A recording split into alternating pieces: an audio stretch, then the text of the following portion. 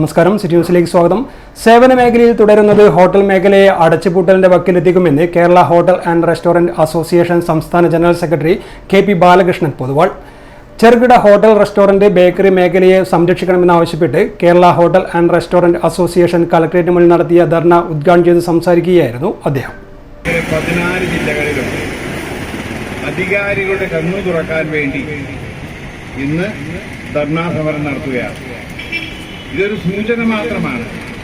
ഈ മേഖലയിൽ അനുഭവിക്കുന്ന ധാരാളം ബുദ്ധിമുട്ട് അതൊക്കെ ഒരളവോളം പരിഹരിക്കാൻ എന്തെങ്കിലും തരത്തിലുള്ള സഹായം അധികാരികളിൽ നിന്നും വേണ്ടതാണ്.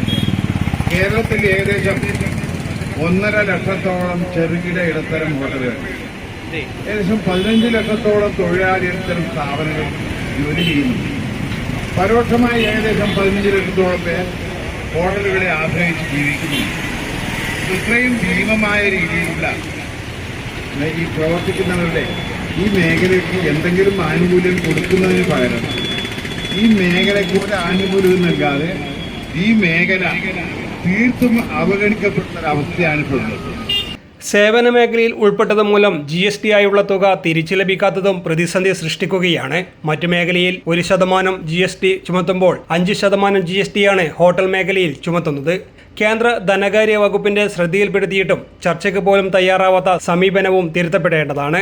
വർഷങ്ങളായി കച്ചവടം ചെയ്തു വരുന്ന ഗ്രാമങ്ങളിലെ ഹോട്ടലുകാരുടെ മലിനീകരണ നിയന്ത്രണ ബോർഡ് തുടർന്നു വരുന്ന സമീപനം തിരുത്തണമെന്നും അദ്ദേഹം പറഞ്ഞു. ഹോട്ടൽ മേഖലയെ ചെറുകിട വ്യവസായമായി അംഗീകരിച്ച് മേഖലയെ സംരക്ഷിക്കുന്നതിനുള്ള നടപടികൾ സ്വീകരിക്കണമെന്നും അദ്ദേഹം കൂട്ടിച്ചേർത്തു.